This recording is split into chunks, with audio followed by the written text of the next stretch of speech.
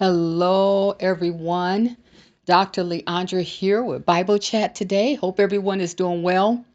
I'm going to continue with the series that I have been calling the Sonship Advantage.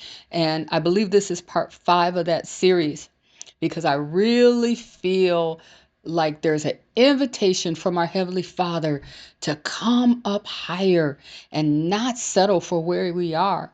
I believe that we are in a season and a time where He is going to begin to pour out on His people, and He wants us prepared. He wants us ready for what He has for us. Amen.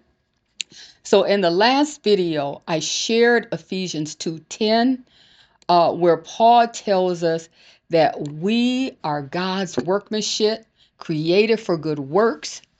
And in this video, I'm going to discuss what Apostle Paul describes as the high calling of God, and what Peter calls our positioning as partakers of His divine nature. The high calling of God in Christ is walking in the fullness of our divine purpose and the sonship in Christ. Amen. So we all know Romans 8:28, those who are called according to His purpose. We already went over that. And Peter says this: Brethren, give diligence to make your calling and election sure. And if you do these things, you will never fail. Amen. So Philippians 3, Paul tells us that there is a higher calling to apprehend in God. And that is the fullness of all that He has called you to be, all that He has called you to have, all that He has called you to walk in. And this is sonship. This is a mature sonship. And Paul says, I'm reaching to attain it. And all that Paul's done, he said, I'm reaching to attain this place of maturity. And then he goes to say, all of you that are mature, come on, let's do this. Or if you're not, let God reveal it to you too, that this is His will. Amen. So then Peter comes along and tells us that this high calling is divine in nature.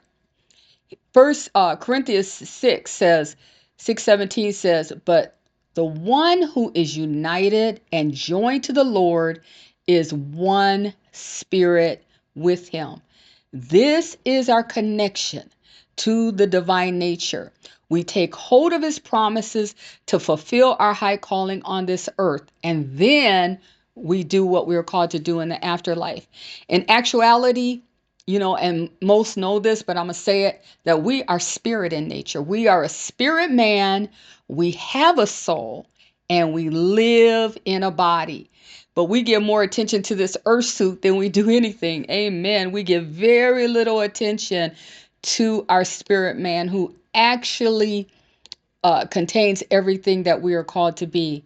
So both Paul and Peter are saying, come up higher to walk in your divine calling, your spiritual calling. Amen. He doesn't want us to just be baby Christians. He doesn't want us to be babies. He wants us to, as Paul calls it, have the meat of the word. He wants us to walk in the meat of the word. And those who are mature are the ones that get the meat. And so in that meat is greater wisdom, deeper truths, and a higher calling in Christ Jesus. So I want to go to 2 Peter 1, where Peter really elaborates on this. I'm going to just go ahead and start in verse 3. For by His divine power, He has given us all things pertaining unto life and godliness, through the knowledge of Him that has called us to His eternal glory and virtue. Now the A&P says it like this, I think he makes it a little clearer. For His divine power has bestowed on us absolutely everything necessary for a dynamic spiritual life and godliness, through true and personal knowledge of Him who has called us by His own glory and excellence. Amen. So through His divine power working in us, remember, we're His workmanship, and He has placed this within us. He has already made available everything that we could ever need and walk in a spiritual, godly life while we are on this earthly realm. Your purpose, your vision, your provision, your desires, everything that is already placed in you. Everything is placed in you. So, in Psalms it says, commit your ways to him. Psalms 37, I think. If you commit your ways to him, he'll give you the desires of your heart. Guess what? He has already placed in you desires. And many of you have felt those desires and probably shrugged them off at one time or another. Or maybe you felt those desires, at one time, but, as time went on, you just didn't feel like you were able to attain it. Well, in this season, if you will take hold of what God has called to you, he will stir those things back up in you and make you see how much of a reality it really is to have them. Amen. I know that's what he did with me. And so, he says that in verse 4, whereby he, Father God, has given unto us exceeding great and precious promises, that by these promises you might be partakers of the divine nature, having escaped the corruption that is in the world through lust. So he is telling us that, I like the way TPT says it, he has given us magnificent, priceless promises, because it is so true that through these promises, we can experience partnership with the divine nature. And our Heavenly Father is faithful who promised. So it is available to you. You do not have to look to the world for your direction. You do not have to look to the world of how they do things. Our Heavenly Father has already aligned and made available for you the way that you should walk. Amen. And so he has precious promises available for you. And you have to know, you have to believe that. You have to believe that he has promises and purpose for your life. And then you have to come to know what those promises are. And that's through asking, seeking, and knocking. As Matthew 7 says, we have to seek him. Jeremiah 29:11.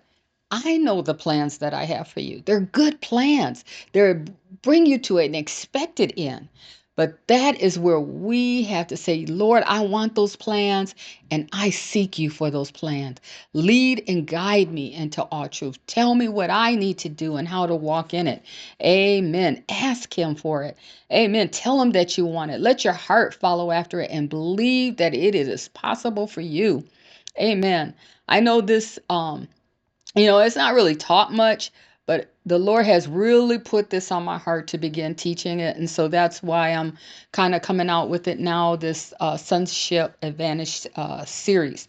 And so John 3:1-2, Apostle John says, Beloved, I wish above all things that you may prosper and be in health, even as your soul prospers.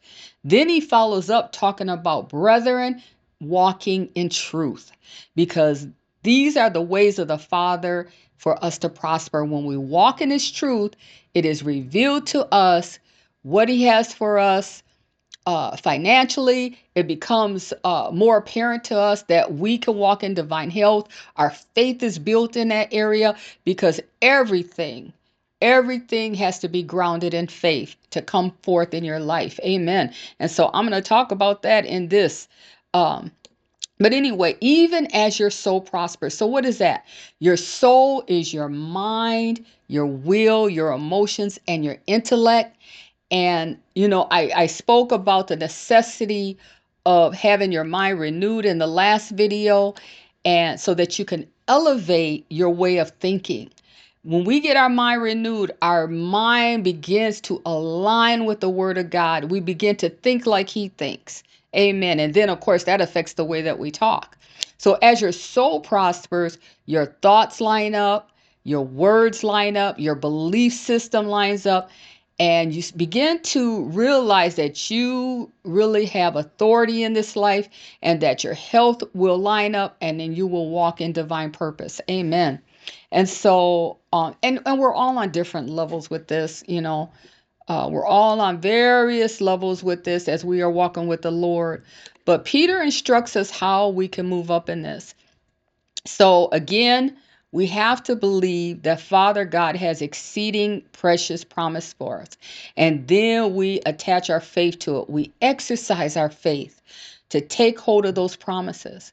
And so verse 5 tells us, so now knowing that you have these divine promises, give all diligence to exercise our faith to take hold of Christ's attributes. And he starts with exercise our faith to develop virtue. This is the first attribute he gives us. We exercise our faith to develop virtue. And as we continually pursue to grow spiritually and develop in our Christ-like character, this includes our morals, our ways, the way that we think. We then move on to develop knowledge. We develop insight and understanding in him. And then verse 6 tells us, and in our knowledge, develop some self-control in our emotions, in our thoughts, and the way that we react to things, our behavior. All of these things can cause us to miss out on the promises of God.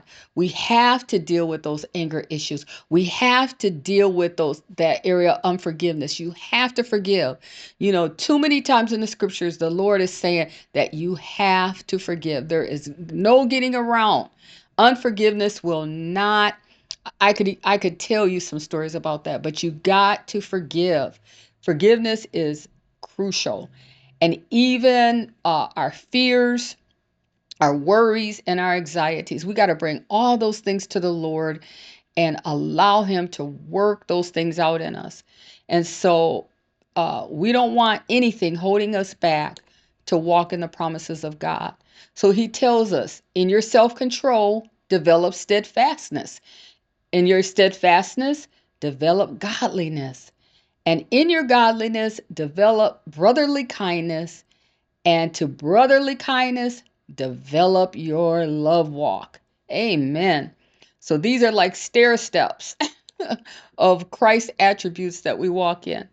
And then verse 8 tells us this: for as these qualities are yours and are increasing in you, you are growing towards spiritual maturity, and they will keep you from being useless and unproductive in regards to the true knowledge and greater understanding of our Lord Jesus Christ. Amen. This is the high calling of Christ Jesus, is to first and foremost to know him, to have knowledge and understand who he is and what he has made available for us. And then verse 9, for whoever lacks in these qualities is spiritually blind and short-sighted, closing his spiritual eyes to the truth and oblivious to the fact that he has been cleansed from his old sins. Amen. Therefore, brethren, this is verse 10, be even more diligent. And I read this before. Therefore, brethren, be even more diligent to make your calling and election sure. For if you do these things, you will never stumble. Verse 11, for in this way entry, for in this a way entry into the eternal kingdom of our Lord and Savior Jesus Christ will be abundantly applied and provided for you. So this position of the high calling has to do with your sonship privileges, the precious promises, by pursuing and walking in the Christ attributes and all that he has called you to do. Paul says this. He says, I have not apprehended yet, but this one thing I do. I forget those things which are behind me, and I reach forth, I press toward the mark of the prize of the high calling of God in Christ Jesus. He says, I press toward that. I forget those things which are behind me, because those things behind you will slow you down and sometimes even stop you from progressing in life. So he's like, I detach those things from me. I forget those things and I press toward the mark of the prize. I'm not going to let those things hold me back. And then he says, for those of you who are mature minded, you take hold of this too. And if you're not yet, well, may the Lord reveal it to you, because this is the place that he has called us to be. And so that's all that I want to give you today. And you know what? My friend said, why don't you say a prayer at the end? So I'm going to do that this time. Father, we thank you. We thank you that you have made available to us beautiful, precious promises, and we desire to take hold of them. Do whatever is necessary in our life, oh God. We come before you. We come before you daily. Teach us in your word. Show us in your word. Raise us up, oh Lord. We do not want to stay babies in Christ. We want to move up to the mature things of Christ, and we know there's always more. Bless us to reach those high places that you have called us to walk in, so that we will be useful and that we will be productive for you, because it is all about you. It's all about what you have called us to do. It's all about who you have called us to be. That's what's important in this world and in this life. So, Father, right now, we just lift you up. We magnify your name. We exalt you on high. And we know that when you are lifted up, you will draw all men unto you. So we thank you. We just bless your holy name. And we just ask you, oh Heavenly Father, I pray that you would bless everyone that hears this word, that you would touch their heart and touch them in the place that causes them to be motivated and have the desire to be all that you have called them to be. And I just give you all honor, praise, and glory in Jesus' name. Amen. Thank you for watching, and you be blessed. Bye-bye.